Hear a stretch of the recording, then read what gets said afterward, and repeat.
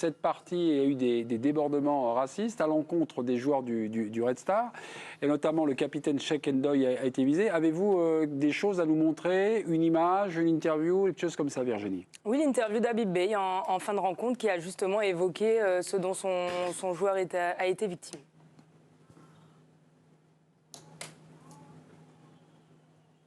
Ah, là, on voit juste la séquence, à mon avis. Si on peut rejouer la séquence, je crois que c'est Cheikh Ndoye qui s'adresse à des supporters. Cheikh Ndoye, capitaine du Red Star. Il était sous rage et il a lancé une bouteille dans la tribune aussi. Il s'est vraiment énervé. Et puis quelques minutes plus tard, je vous le disais, c'est son entraîneur, Habib Beye, qui s'est entretenu avec le coach, Benoît Pedretti, le coach adverse, et puis qui est venu s'exprimer à la fin de la rencontre. Oui, c'est très clair aujourd'hui. On laisse dans les stades des choses comme cela se produire. J'ai 3 de mes joueurs qui ont été interpellés par la tribune avec des demi-mets, des logiques de singe et des cris de singe. Et j'ai des gens qui me disent aujourd'hui dans un stade qu'il ne faut pas envenimer les choses et c'est des choses qui sont comme ça. On a banalisé en fait toutes ces situations. Aujourd'hui, en fait, le match de foot ne m'intéresse pas, le point ne m'intéresse pas, ce match-là ne m'intéresse pas, il est effacé dans ma mémoire. Mais par contre, si on laisse des choses comme ça se passer, on n'avancera pas. Et le problème, c'est que c'est toujours pareil. Il y a des gens qui arrivent à banaliser ce genre de choses, moi je ne les banalise pas. Et je serai toujours contre ça. Entraîneur du Red Star ou citoyen du monde, peu importe, pour moi c'est des choses qui ne peuvent pas arriver. Et quand j'ai 3 de mes joueurs qui arrivent et qui viennent me voir et qui me disent coach, ils miment des bruits de singe et tout ça, pour moi c'est inacceptable. Et en plus après on a des joueurs de Nancy qui vont saluer leur public, c'est bien. Si on accepte ce comportement-là aujourd'hui, très bien. C'est pas mon cas. Et je me battrai toujours jusqu'à ma mort contre ces choses-là. Et j'espère que, en tout cas, ce public sera sanctionné, qu'il y aura des images, des sons ou des gens qui viendront témoigner de ces choses-là, parce que c'est inacceptable. Voilà, la réaction donc d'Habib Beye, belle réaction d'Habib. Donc rappelons Nancy Red Star 1 partout, le fait du match, certains joueurs du Red Star ont été insultés, ont été victimes de cris racistes et notamment de cris de singe. Voilà, sur Habib Beye, cette prise de position, bah, évidemment, là, elle fait pas débat, mais voilà. Mais il faut effectivement que tous les gens qui ont fait des cris de singe ou quoi ne remettent plus le pied au stade. Il faut rappeler que c'est un délit. Individuellement, on les identifie et c'est fini. Voilà. Ils sont interdits de stade pendant 15 ans. Il faut rappeler que c'est un délit. Il faut rappeler que c'est un délit et qu'aujourd'hui, je ne sais pas si en national il y a les mêmes caméras et la même sécurité obligatoire qu'en Ligue 1, mais je pense qu'à Nancy il doit quand même rester un peu des traces des niveaux antérieurs.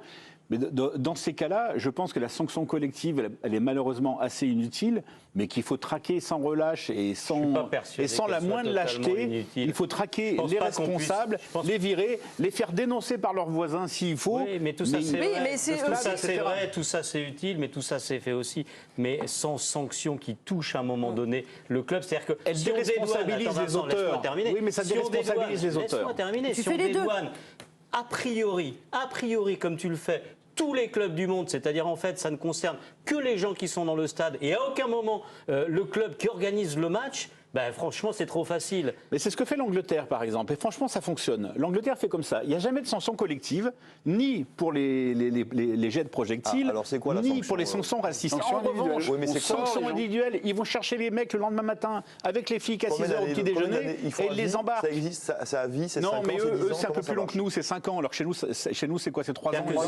C'est-à-dire que s'il y a toute une tribune par exemple qui fait des cris de singe, etc., bah, c'est pas grave. En fait on vire tous les mecs de la tribune. Ils vont en trouver 200, mais le club, il n'y a pas de problème. Absolument, c'est ce qu'ils font. Si dans la culture du club, en tout cas, s'il y a une forme de tolérance, et je ne dis pas évidemment que c'est ce qui s'est passé à Nancy, mais je veux dire, s'il n'y a pas une responsabilité à un moment donné de ceux qui organisent, c'est trop facile. Je comprends ce débat, sauf que il n'y a aucune des deux théories qui donne des meilleurs fruits que l'autre. C'est-à-dire que les sanctions collectives, ça ne résout jamais rien. C'est pas simple, mais c'est pas possible de les écarter d'un revers de main. Pardonnez-moi. Tout d'abord, il y a le volet judiciaire avec les interdictions de stade décidées peut-être par le tribunal administratif. Mais pas seulement. Mais attendez, il y a aussi une subtilité. Depuis mars 2016, la loi Guillaume Larrivé autorise les clubs à suspendre les abonnements de leurs clients, de leurs supporters. En activant cette loi de suppression d'un abonnement à peu près à 12 ou à 24 mois, eh bien le club également peut prendre aussi ses responsabilités. Et le club, il peut et il doit. Et dans les sanctions qui sont données par les commissions de discipline, sont pris en compte également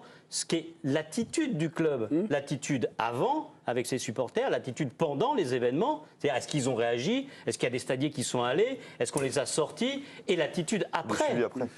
En fait, c'est important. Mais c'est pas uniforme, c'est pas il s'est passé ça, donc il y a telle sanction. Mais moi, je comprends, Étienne. Mais pour prolonger le débat, en fait, si le club de Nancy a, par exemple, sa tribune fermée pour un match à cause de ces incidents, et qu'il n'y a pas de sanction individuelle, dire les gars, ils vont revenir. Mais il y a des sanctions individuelles.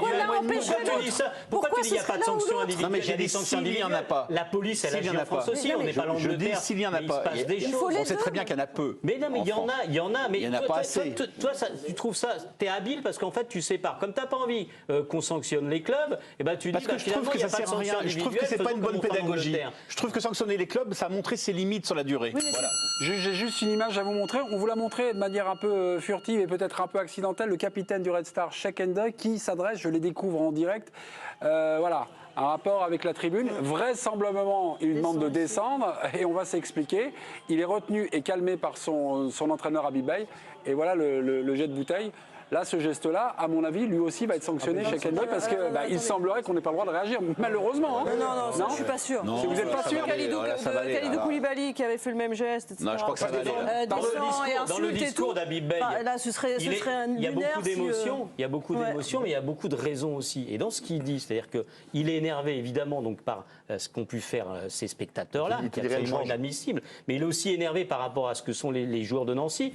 Les mêmes joueurs, ces joueurs-là vont voir ces supporters-là pour les saluer. Je veux dire, s'il s'est passé quelque chose et qu'ils le savent, eh ben c'est honteux aussi. Donc, on est obligé de regarder aussi ce que fait le club, ce que font les joueurs sur le terrain. Mais il a raison, Étienne. On sait bien que c'est un des problèmes à chaque fois qu'il y a une manifestation de racisme sur un stade, c'est qu'en fait l'équipe qui reçoit n'est jamais solidaire avec l'équipe qui est victime.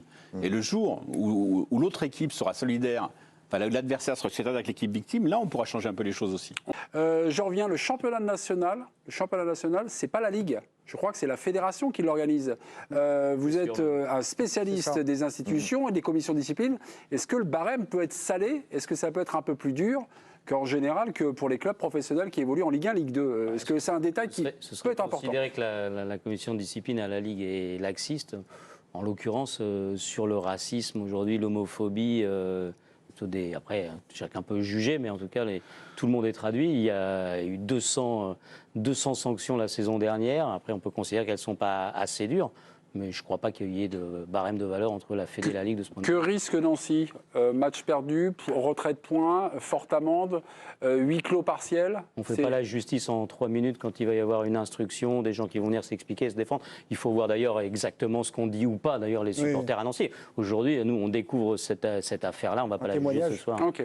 Jérôme, vous avez une réaction à chaud quand vous entendiez Habib Beye avec les images juste avant? Tout début de l'intervention, il sous-entend clairement que pendant les incidents, des gens de Nancy lui ont dit ça va, pas grave. C'est pas grave.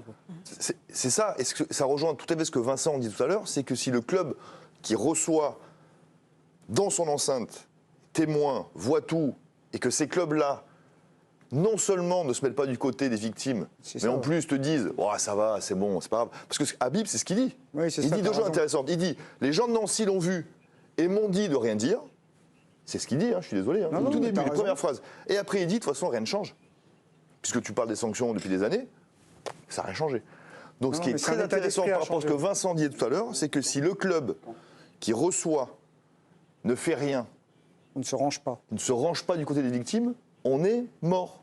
Là, ça n'avancera jamais. Enfin, c'est pas moi qui ai raison, c'est Habib qui a raison. Non, mais je veux dire, c'est bien il y a quelques minutes. C'est bien de le souligner. Donc voilà. Mais ça demande effectivement au club d'avoir le courage de se retourner contre leurs propres supporters.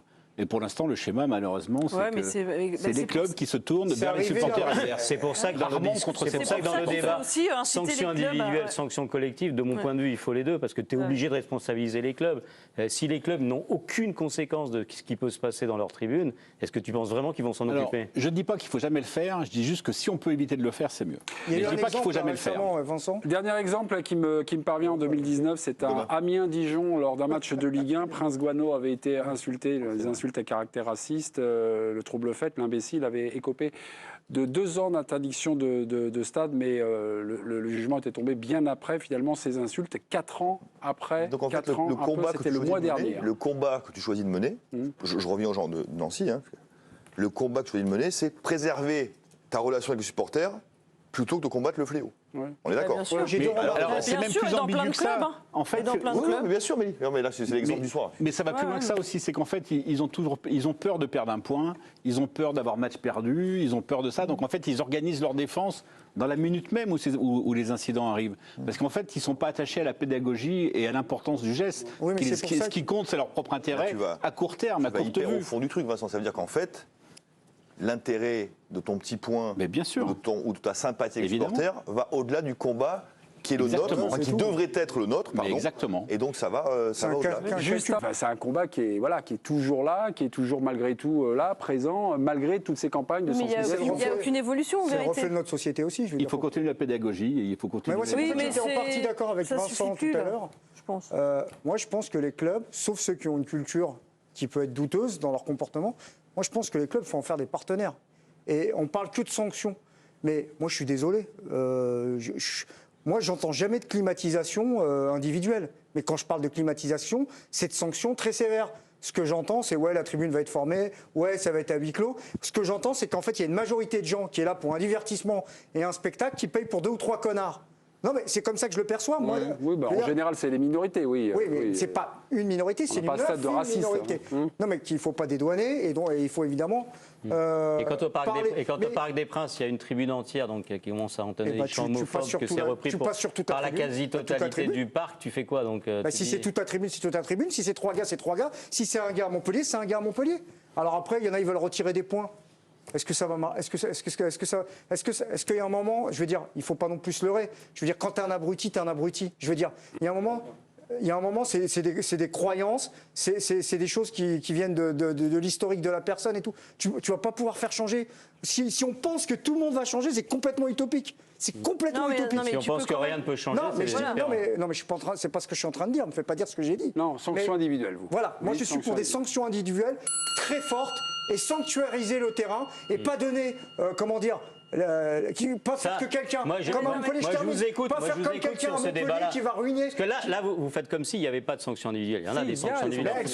Mais le discours que vous avez, c'est exactement le discours des clubs quand ils n'ont pas envie de s'occuper de quelque chose. C'est ce qu'on était en train de dire tout à l'heure, et ce que disait Vincent sur les clubs qui pensent d'abord à leur intérêt immédiat, pas avoir la sanction, qu'immédiatement ils réagissent. En fait, c'est le discours qu'ils ont. Ils disent ah non, mais il faut arrêter avec les sanctions collectives. Il n'y a qu'à tous ces abrutis. Et puis, mais surtout, venez pas nous occuper de notre club. Venez pas dire qu'on ne fait pas bien notre travail. Alors que peut-être c'est le cas. Non, mais Étienne, sauf que eux, c'est pour cette raison qu'ils défendent cette position. Et nous, c'est pour une raison complètement différente. C'est pour l'absence évidente de pédagogie, pour le fait que ça ne change rien et que ça crée des jurisprudences intenables. C'est pour des choses différentes. Ça crée aussi un sentiment d'injustice parce que moi, je suis désolé, le gars à Montpellier, là, Montpellier gagne 4-2 sur le terrain. Donc un mec, il a le pouvoir de ruiner tout ce qu'a fait une équipe sur le terrain. Tu lui donnes ce pouvoir-là ? Moi, je n'arrive pas à le comprendre. Non, mais je parle de racisme. Le racisme, tu peux faire pareil. Tu peux le sanctionner celui qui est raciste.